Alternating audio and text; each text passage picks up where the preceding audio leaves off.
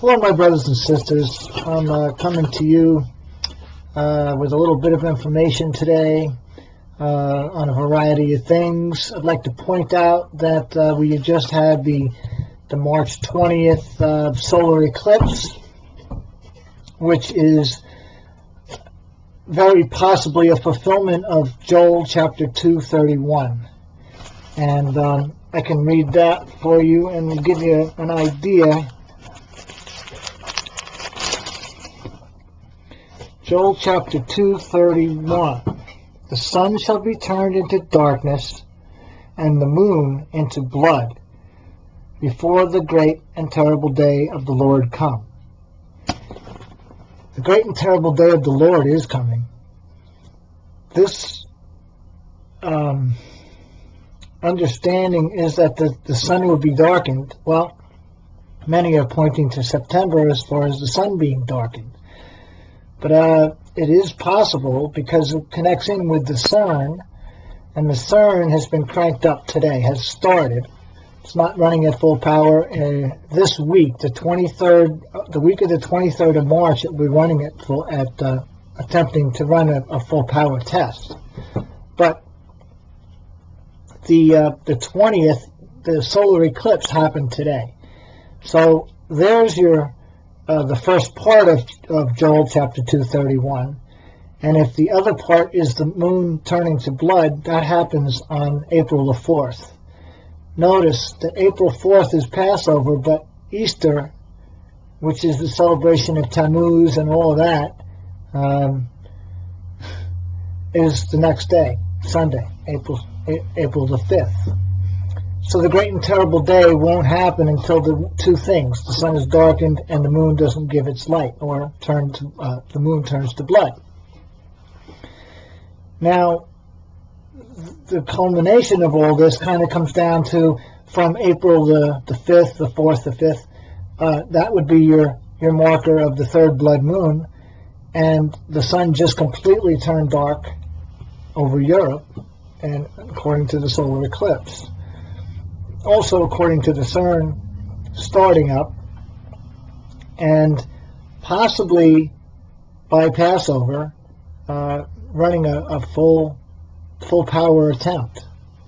So a test, or whatever they might say on their website. But the thing is, if the CERN has any connection to opening the pit, the bottomless pit, it's possible that as the sun is darkened, and then the next thing will happen on Passover, then the great and terrible day of the Lord would come. Now, in Revelation 9, it talks about the one with the key to the bottomless pit opens the pit, and the smoke of the pit comes up like a great furnace, darkens the sun, and the air was darkened also by this. And also out of that smoke comes these locusts. Now, I believe it's in Revelation 9:15. I believe that's the area. It talks about the locusts. And it also says that they have power to hurt men. It was given it's right there in 5. And it was given unto, it should not kill them, but they should be tormented 5 months. The thought goes through my head that 5 months is between April and September. Because if you said April the 5th and you go to May 5th, that's a month. And then another month would be June, another month would be on and on, but you get over to September, it's 5 months. Early September as well. Not quite the time. But remember, it says in Matthew 24:29, immediately after the tribulation of those days. Suppose these 5 months are the days that those are talking about, that Matthew 24:29 talks about. I don't like to think of this. This is not something I want to do, but we know that the Bible itself says, why do you want the day of the Lord? Because it's not of light, it's of thick darkness, a cloudy and thick darkness. But what does it say over here in Matthew 24? It says, immediately after the tribulation of those days, maybe those days are the 5 months of the torment, the locusts that come out of the smoke, or out of the bottomless pit, or out of the CERN opening, whatever. It's just a thought. It says immediately after those days, okay, say the 5 months ends, right? 5 months ends, and immediately, pretty much comparatively, the way the Bible says immediately, behold, I come quickly. It's been 2,000 years, okay? So immediately doesn't have to be that very hour or moment, but immediately after, it could be a few days or a month or whatever. But here we are in the beginning. We've approached the 5-month mark, and we're at September the 4th, right? From April the 4th, okay? And at the 5-month mark, then we have immediately after those days shall the sun be darkened. Now there's a partial solar eclipse that happens right there in, I believe it's September 13th, which is Rosh Hashanah. And the moon will not give her light. There's your moon turning to blood again. That's the supermoon on the 28th. I just think there's a lot coming in September, all right? But here's what I really see, and this is the reason why I'm making this video. I'm going to read you something from Albert Pike's book, Morals and Dogma. And this is actually, it's a quote from him, but it was actually put out. It was a letter written in 1871, January 22nd to be exact, 1871, between two men. One of them was Albert Pike. One of them was Mazzini. Okay, Mazzini and Pike. You can look it up. It's a letter. It actually existed. There's people that say it was phony and false, but because they describe out the 3 world wars in perfect, in a perfect way, and then you read the first 2 world wars, and it's exactly how the first 2 wars were fomented. So the 3rd World War is the more important one to us, because that's the time we're living in, with all the chaos and all of that. So here's what Mazzini and Pike basically wrote as a letter. The 3rd World War must be fomented by taking advantage of the differences caused by the agentur, or the agent, of the Illuminati. Between the political Zionists and the leaders of the Islamic world, the war must be conducted in such a manner, or such a way, that Islam, the Muslim Arabic world, and the political Zionism, the State of Israel, mutually destroy each other. So see, they're attempting to it's the Hegelian dialectic. The idea, if you don't know what that is, it's a simple as cause a problem, and then the same ones that cause the problem fix the problem by giving you the answer. Okay, they come riding in on their white horse and they give you the this is how we'll fix the problem. But they're the ones that created the problem to begin with. So I might add that Albert Pike is a 33-degree Mason, and it all connects in. So you can do your own study on all of this. But if you're wise to all this, then you'll know what I'm saying is correct. So anyway, this is the letter.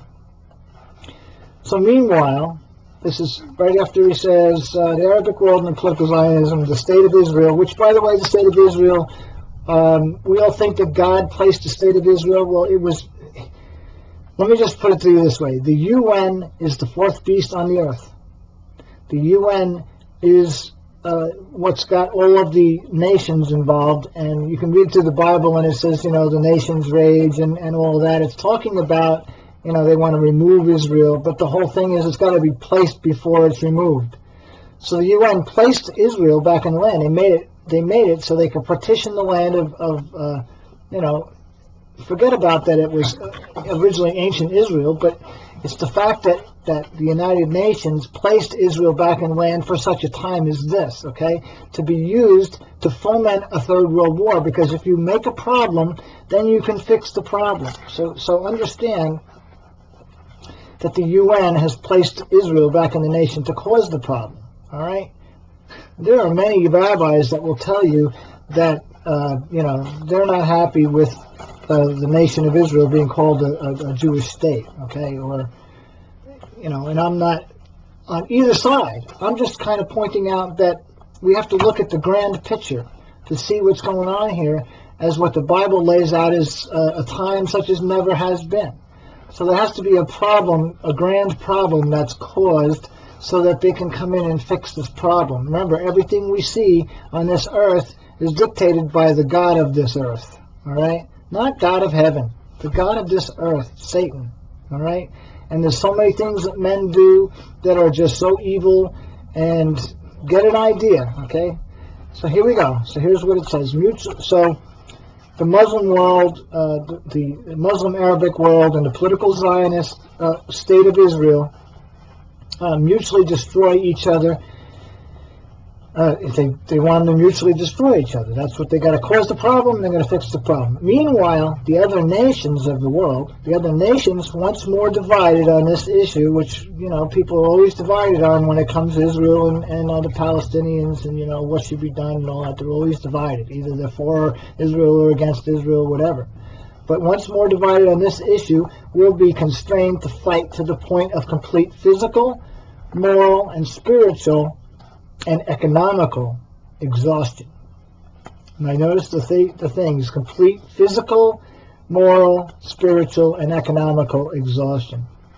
We shall unleash the nihilists and the atheists, and we shall provoke a formidable social cataclysm. This is all part of the New World Order coming in. This is how they're going to... The idea of the Third World War is to bring in the New World Order. Or you know, to bring in those that will be part of that New World Order, okay? So we shall unleash the nihilist and the atheist, and we shall provoke a formidable social cataclysm, which in all its horror, which war is always horror, killing anybody is horrible, will show clearly to the nations the effect of absolute atheism, origin of savagery, and of the most bloody turmoil. Then everywhere the citizens obliged to defend themselves against the world minority. Go to the second page. The world obliged to defend themselves against the world minority of revolutionaries will exterminate those destroyers of civilization. And the multitude, disillusioned with Christianity, whose deistic spirits will from that moment be without compass and direction. Remember, the Antichrist will take away your belief in... That's the idea of an Antichrist. He wants to remove your thought from God, okay? So that you go, you know, just like there's many Jews that are atheists that went through the Holocaust, that basically are atheists because they went through the Holocaust, and they go, how can a God, you know, allow such suffering of human beings, okay? It makes sense, and you got to look at their side of the story as well. That's why I say don't ever be closed-minded. Always open your mind. Trust that God, you know, don't open it just to everything. You know that God protects us, but just use your mind, use your thought as God gives you, okay? You're given a brain, use it. So anyway, it talks about whose deistic spirits will from that moment be without compass or direction, anxious for an idea, but without knowing where to render its adoration or its praise, okay? People have been praising, you know, this one that anyway, will receive, watch this, will receive the true light. Remember, this is Albert Pike, 33-degree Mason, the true light through the universal manifestation of the pure doctrine of Lucifer, brought finally out into public view. This manifestation will result from the general reactionary movement, which will follow the destruction of both Christianity and atheism. There won't be any need for Christianity or atheism anymore, because there'll be a one ruler, one world ruler, one that rules with a rod of iron, by the way, and both conquered and exterminated at the same time. Now understand, the one that's coming is Lucifer.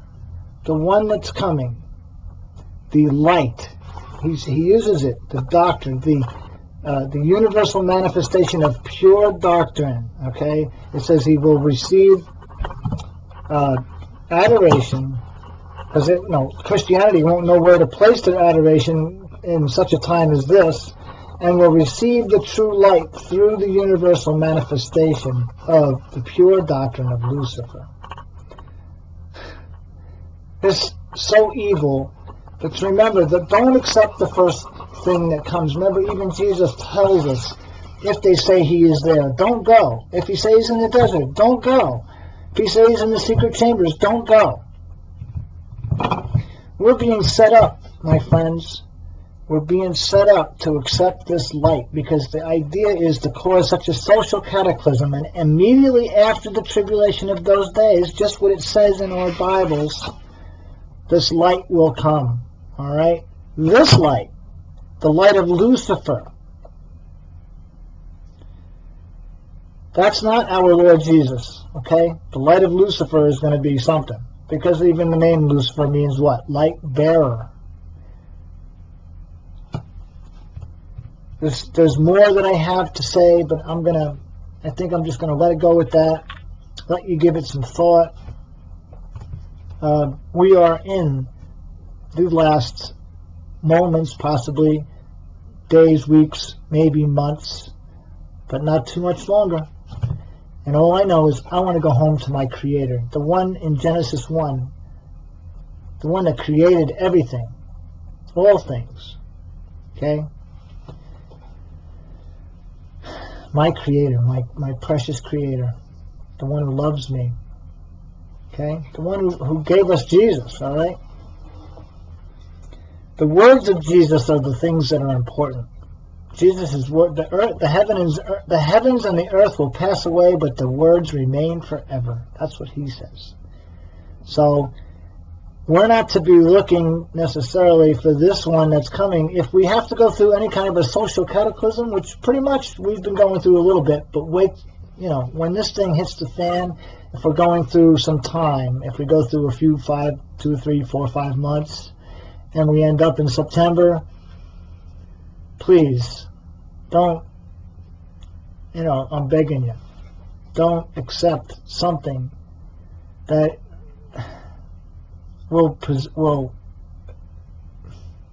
is being positioned, let's just say.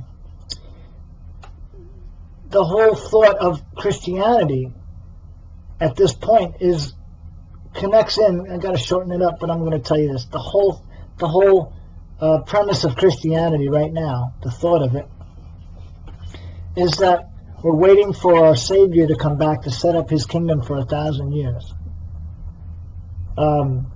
Rapture out of it. Okay, rapture completely aside. Don't know it either way, one way or the other. Just push it aside. It can happen, it cannot happen, it can be as we think, it can be not as we think. It's a possibility, it's not a possibility, it doesn't matter. The bottom line is, if the time comes and we've been through some kind of hardship and tribulous times, which we have, all of us been through tribulous times, and unless you're a rich person, and God bless you if you are, but not everybody's rich, and not everybody's able to take care of their bills, and it's just we're leaning on God, and we're trusting God daily. So just don't be fooled. Remember, Jesus said, "Let no man deceive you." As long as you're on this earth, I don't care. A man can deceive you. Now, Jesus' words back when he walked on the earth were important to us. All right? And Jesus himself was important to us. You never take that away. But this one that's coming, it's not good. The one that's coming is going to be a deceit. It's going to be a deceiver. So, with that, I'll let you go. Think about it. We're all talking and watching the sun. We're all watching, trying to understand the puzzle, the greater puzzle.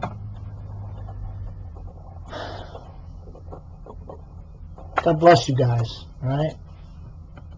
Trust I'll make another video again soon. God bless you.